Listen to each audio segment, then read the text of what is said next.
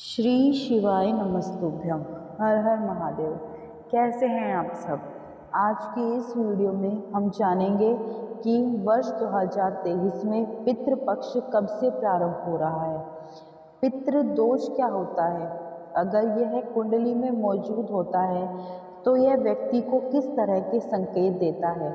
साथ ही जानेंगे पितृपक्ष के दौरान किए जाने वाले कुछ ऐसे बेहद ही सरल उपाय जिन्हें अपनाकर आप भी अपने पितरों का आशीर्वाद तो प्राप्त कर ही सकते हैं, साथ ही पितृदोष से भी छुटकारा पा सकते हैं। सबसे पहले बात करते हैं कि पितृपक्ष कब से कब तक है। हिंदू पंचांग के अनुसार अगर बात करें तो इस वर्ष पितृपक्ष आश्विन कृष्ण पक्ष की प्रतिपदा तिथि अर्थात 29 सितंबर 2023 से 14 अक्टूबर 2023 तक रहेंगे। पितृपक्ष से संबंधित अधिक जानकारी पाने के लिए हमारे चैनल से जुड़े रहें और चैनल को सब्सक्राइब करें। कमेंट में हर हर महादेव जरूर लिखें। देवी देवताओं को हिंदू धर्म में जितना महत्व दिया जाता है उतना ही पितरों को भी माना जाता है। जिस तरह देवी देवताओं के लिए अलग अलग त्योहार होते हैं जिनमें उन्हें प्रसन्न किया जाता है, ठीक उसी तरह पितरों के लिए श्राद्ध पक्ष या फिर पितृपक्ष मनाया जाता है। इस दौरान पितरों के निमित्त श्रद्धा और तर्पण जैसे कार्य किए जाते हैं। पितरों की पूजा की जाती है ताकि उनकी आत्मा तृप्त रहे और जीवन में किसी भी तरह की कोई समस्या देखना ना पड़े। हालांकि कई लोगों की कुंडली में पितृदोष जैसी समस्या रहती है जिसकी वजह से उन्हें जीवन में कई दिक्कतों का सामना करना पड़ता है। उनके पास धन की भी कमी होने लगती है। साथ ही इससे छुटकारा पाने के लिए वह कई तरह के उपाय करते हैं लेकिन उन्हें कोई फायदा देखने को नहीं मिलता। अगर आप भी पितृदोष की वजह से परेशान हैं और अब तक कई उपाय कर चुके हैं तो आज हम आपको पंडित प्रदीप मिश्रा जी द्वारा बताए गए कुछ उपायों के बारे में बताने जा रहे हैं जिन्हें अपनाकर आप अपने जीवन की तमाम समस्याओं को खत्म कर सकते हैं। इतना ही नहीं, इससे आपको हानि भी नहीं होगी और धन आगमन के योग बनेंगे। साथ ही घर में सुख समृद्धि और खुशहाली आए। क्या होता है पितृदोष। कुंडली में मौजूद ढेरों दोषों में से एक होता है पितृदोष, जिसे बेहद ही हानिकारक माना गया है और इसका व्यक्ति के जीवन पर गहरा असर भी पड़ता है।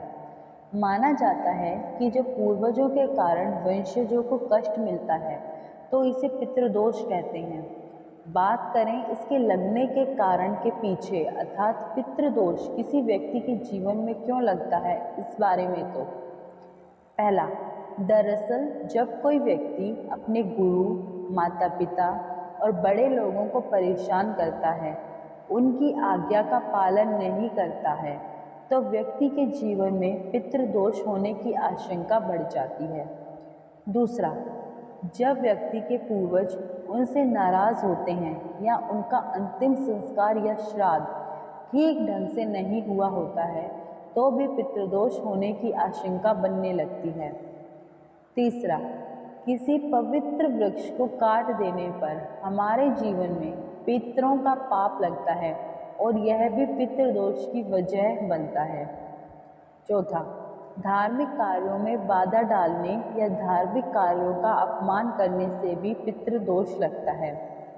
पांचवा, इसके अलावा किसी भिखारी, किसी जानवर, किसी बेजुबान, किसी मजबूर व्यक्ति का अपमान करने पर भी पितृदोष लगने लगता है। हालांकि जब व्यक्ति की कुंडली में पितृदोष होता है तो यह व्यक्ति को तमाम तरह के संकेत प्रदान करता है जिन्हें सही ढंग से जानकर आप भी इस बात का पता लगा सकते हैं कि क्या आपकी कुंडली में भी पितृदोष है या नहीं। अब बात करें पितृदोष के प्रभाव और लक्षण की तो पहला, अगर आपको जीवन में तमाम कड़ी मेहनत के बावजूद परेशानियां झेलनी पड़ रही हैं और परिवार में अशांति बनी रहती है तो मुमकिन है कि आपके जीवन में पितृदोष का प्रभाव है। दूसरा, अगर बनते बनते काम बिगड़ने लगे या व्यापार में बरकत ना मिले तो यह भी पितृदोष का प्रभाव माना जाता है। तीसरा, घर में किसी का विवाह हो और मामूली सी बात पर भी विवाह टूट जाए तो मुमकिन है कि यह पितृदोष की वजह से होता है। और चौथा, जब अपने ही लोग आपको धोखा देने लगे या धोखेबाजी करने लगे तो यह भी पितृदोष का एक मजबूत लक्षण माना गया है। अब बात करते हैं पितृपक्ष के उपायों की। पितृपक्ष की समय अवधि अपने पितरों की आत्मा को शांति प्रदान करने और उनका आशीर्वाद अपने जीवन पर सदैव बनाए रखने के लिहाज से बेहद उत्तम मानी गई है।